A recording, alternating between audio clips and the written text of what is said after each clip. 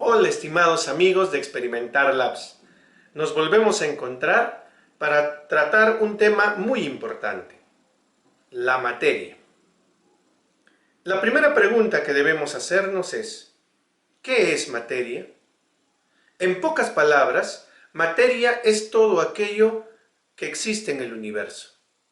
Pero es importante diferenciar entre materia condensada y materia dispersada. ¿Qué es la materia condensada? Hablamos de materia condensada cuando nos referimos a los cuerpos o materiales que tienen masa y volumen. Cuando hablamos de materia dispersada, estamos refiriéndonos a la energía, a los campos magnéticos, a los campos eléctricos. Sobre este tema trataremos en otro video. Hoy, básicamente, nos estaremos refiriendo a la materia condensada. Muy bien, ¿los cuerpos, los materiales, pueden clasificarse? Pues claro que sí. Podemos clasificar los cuerpos en sustancias y en mezclas. ¿Y qué viene a ser una sustancia? Sustancia es todo aquel material puro que está conformado o bien por un solo elemento o por un mismo compuesto. A lo largo de su estructura, las propiedades químicas son las mismas. ¿Y qué es una mezcla? Una mezcla es la reunión de dos o más sustancias. Y como ya vamos a verlo enseguida, las mezclas pueden ser homogéneas y heterogéneas. Y en el caso de las sustancias, podemos hablar de sustancias simples o sustancias compuestas. Vamos a detallar qué es una sustancia simple. Una sustancia simple es aquella que está formada por un mismo tipo de átomos, es decir, un elemento químico. ¿Qué es una sustancia compuesta? Una sustancia compuesta es aquel material que está formado por un mismo tipo de moléculas. Es un compuesto químico puro.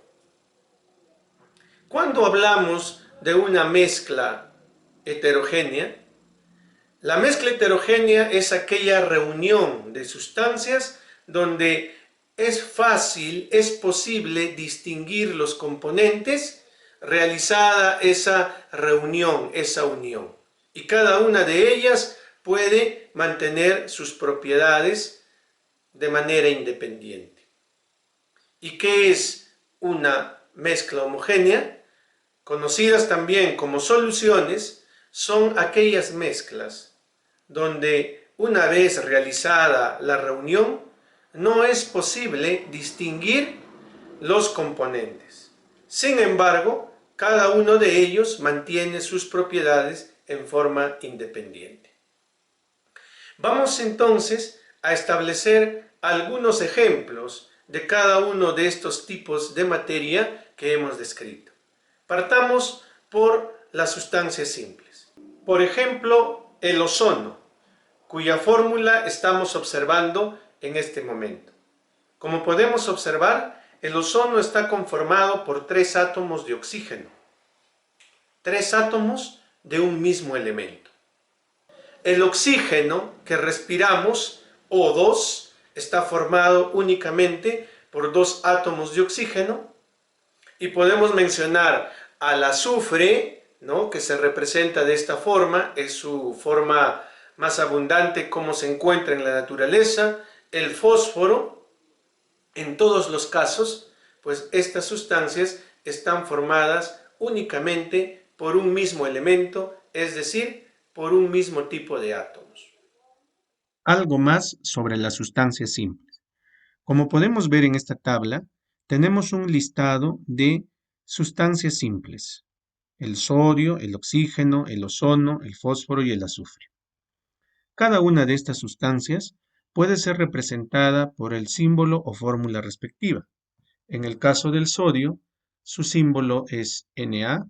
En el caso del oxígeno que respiramos, Su fórmula es O2. En el caso del ozono, que como sabemos cumple una función muy importante en la atmósfera, su fórmula es O3, del fósforo P4 y el azufre S8.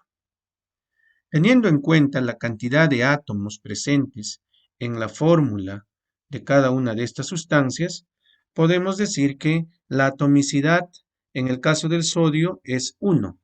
Aquí observamos dos átomos de oxígeno, entonces su atomicidad es 2. La atomicidad del ozono es 3. La atomicidad del fósforo es 4. Y en esta fórmula observamos 8 átomos de azufre, por lo tanto su atomicidad es 8. Teniendo en cuenta la atomicidad de cada una de estas sustancias simples, podemos denominarlas de la siguiente forma. Cuando tiene un solo átomo, se habla de una sustancia monoatómica. Cuando observamos dos átomos, entonces el oxígeno será diatómico, el ozono triatómico, el fósforo tetraatómico y el azufre octatómico.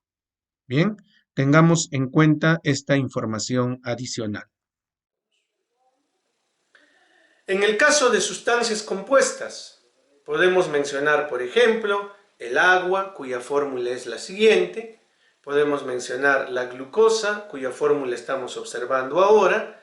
Y podemos también poner como ejemplo el metano, que es un gas que utilizamos muy a menudo en nuestros quehaceres cotidianos. Muy bien. Algo más sobre las sustancias compuestas. Podemos observar en la tabla un listado de compuestos químicos: el agua, el metano, el amoníaco, cloruro de sodio, glucosa, etanol. Cada uno de estos compuestos químicos puede ser representado por su respectiva fórmula.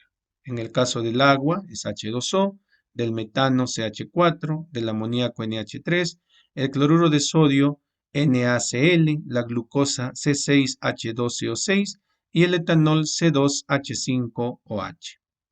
Bien, ¿podemos determinar la atomicidad en cada una de estas fórmulas? Pues bien, ¿no? En una molécula de agua habrán dos átomos de hidrógeno y uno de oxígeno, por lo tanto la atomicidad es 3. En una molécula de metano encontraremos 4 hidrógenos más un carbono, eso será igual a 5.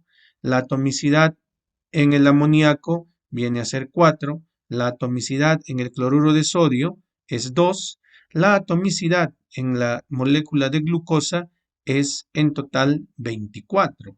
Y la atomicidad en el etanol, tenemos acá 2 carbonos, 5 y 1, 6 hidrógenos, en total hasta ahora 8, más un oxígeno, la atomicidad es 9. También, observando la fórmula de cada uno de estos compuestos, podemos establecer el número de elementos que conforman ese compuesto. En el caso del agua, vemos que está formado por hidrógeno y oxígeno, por lo tanto, hay dos elementos que conforman esta sustancia. En el caso del metano, también carbono e hidrógeno, dos elementos que lo conforman. En el amoníaco, también solamente dos elementos que lo conforman. En el cloruro de sodio, sodio y cloro, pues solamente dos elementos conformantes. En el caso de la glucosa, observamos carbono, hidrógeno y oxígeno. Por lo tanto, el número de elementos en este compuesto es 3. Y en el caso del etanol, tenemos carbono, hidrógeno y oxígeno. También solamente 3 elementos. Teniendo en cuenta el número de elementos que conforman, ¿no?, la fórmula de un compuesto, podemos denominarlas de la siguiente manera. Cuando son dos elementos conformantes, se le dice binario. Esto será binario, el amoníaco también será binario, el cloruro de sodio será binario, y en el caso de la glucosa estamos frente a un compuesto ternario y el etanol o alcohol etílico también es un compuesto ternario. Así que tengamos muy en cuenta esta información. Y pasemos para el otro lado. Cuando hablamos de mezclas heterogéneas, Pues aquí algunos ejemplos. Creo que todos hemos tenido la posibilidad de preparar alguna vez una ensalada de frutas.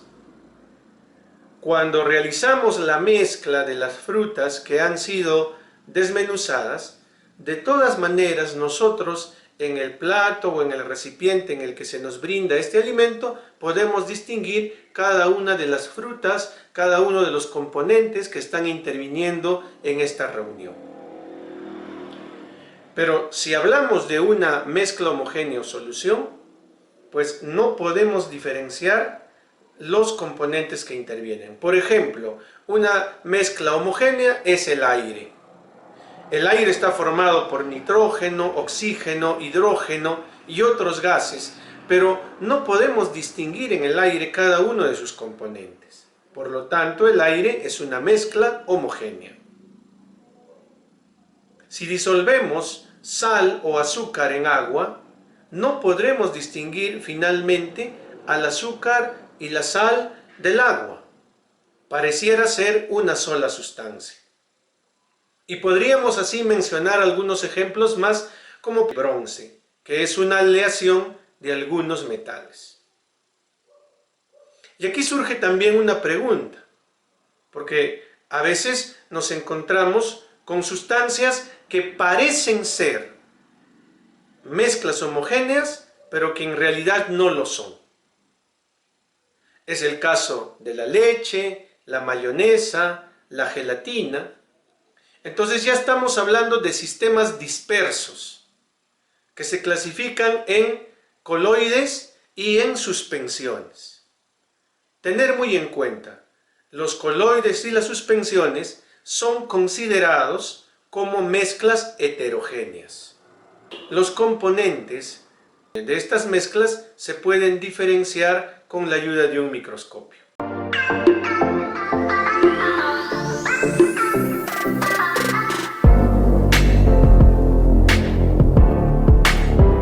La materia experimenta algunos cambios o transformaciones.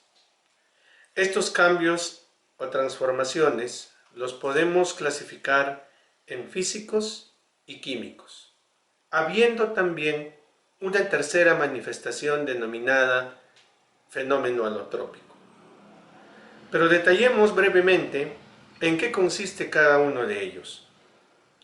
Si hablamos de un fenómeno físico, nos estamos refiriendo a un cambio que experimenta la materia sin que esto signifique un cambio en su composición química, en su estructura íntima. Por ejemplo, el cambio de estado que sufre el agua cuando de estar en estado sólido pasa al estado líquido. Si hablamos de un cambio químico, conocido también como combinación o reacción química, estamos refiriéndonos a un cambio en el que va a existir ruptura y formación de nuevos enlaces químicos, y eso trae como consecuencia un reordenamiento de los átomos y formación de nuevas sustancias. En consecuencia, existe modificación de la composición íntima, de la composición química de la materia. Un ejemplo sencillo y claro es el quemar un papel. Las sustancias que se obtienen de este fenómeno son distintas a las sustancias originales. ¿Y a qué está referido el fenómeno alotrópico? El fenómeno alotrópico consiste en esa posibilidad que tienen algunos elementos químicos de presentarse de distintas formas en la naturaleza. Uno de los ejemplos más claros es lo que ocurre con el carbono. El carbono se presenta bajo la forma de diamante, como grafito o como fullerenos.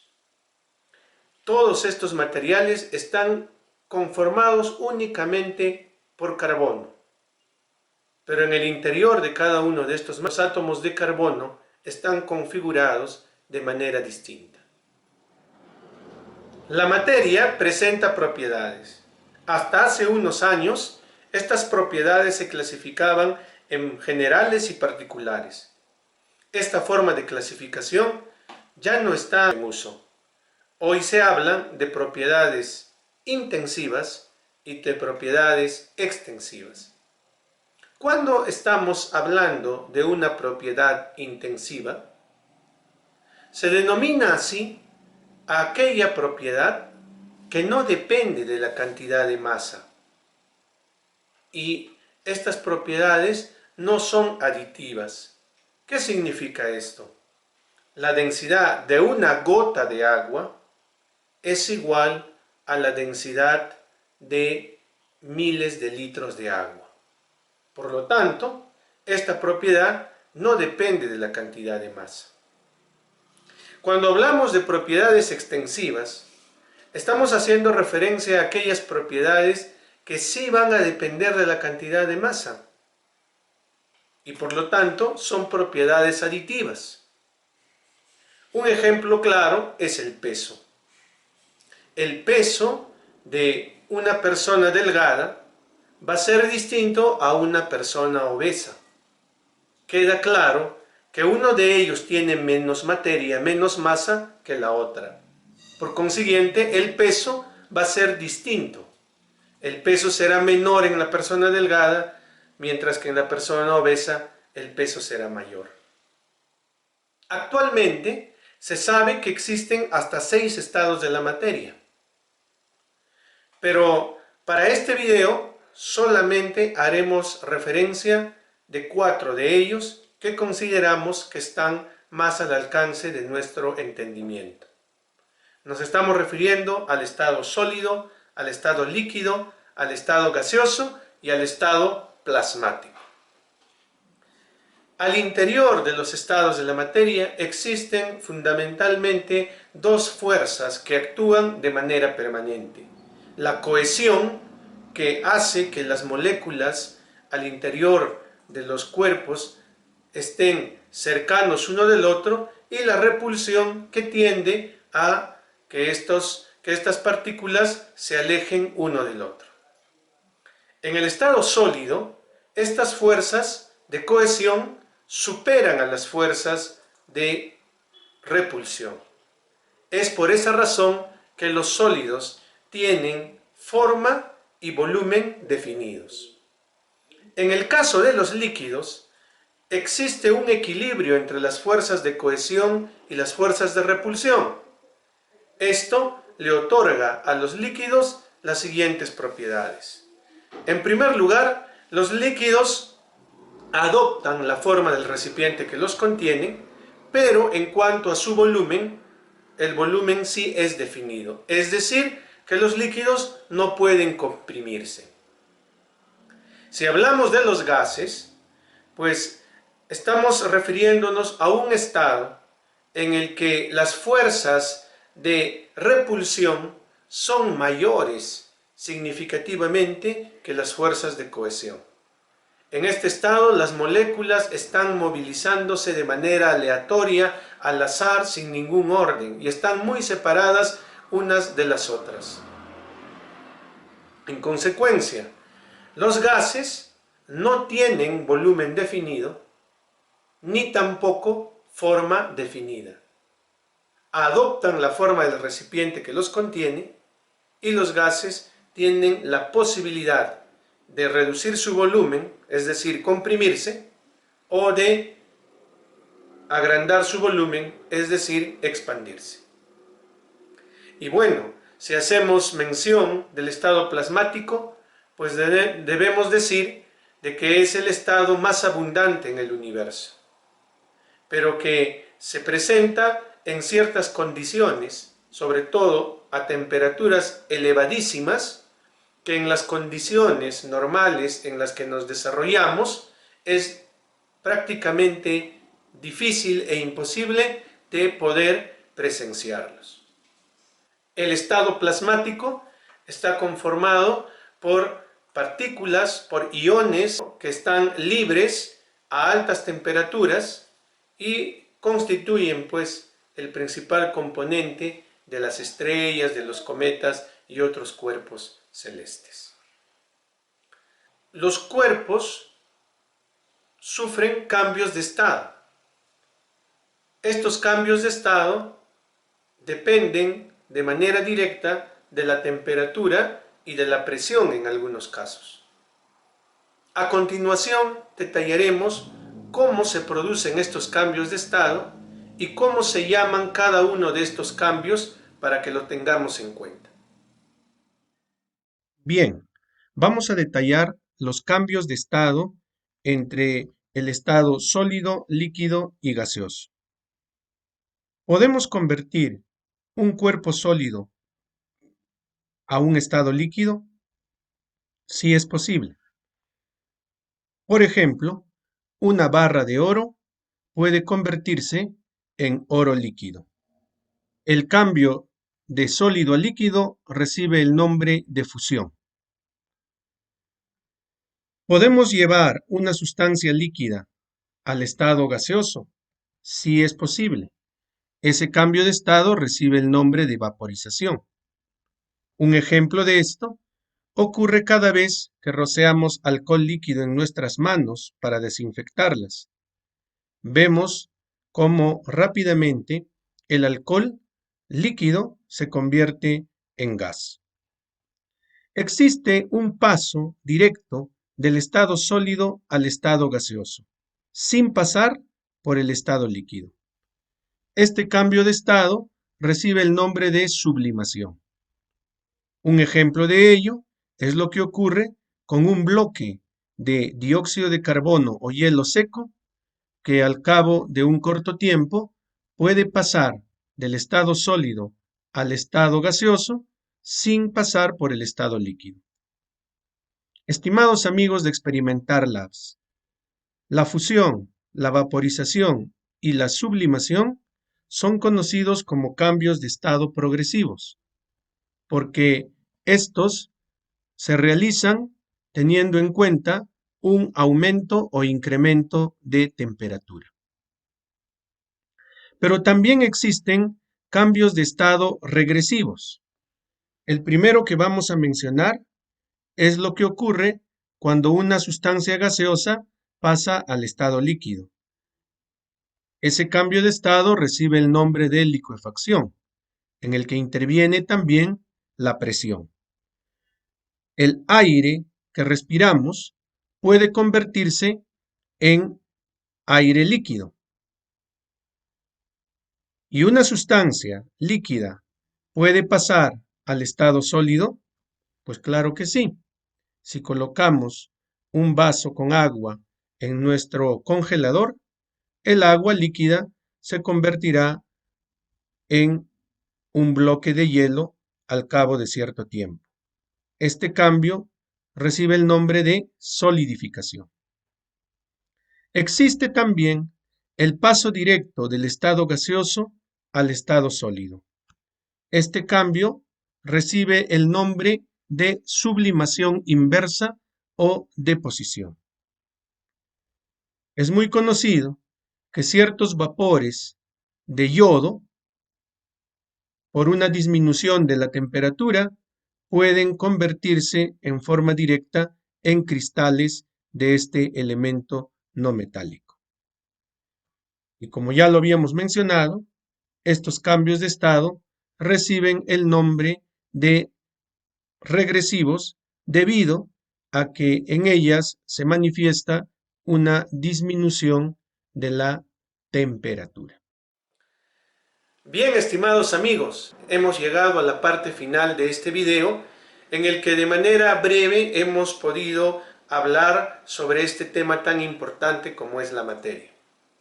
Te invitamos a que observes nuestro siguiente video en el que estaremos desarrollando preguntas e interrogantes sobre este tema.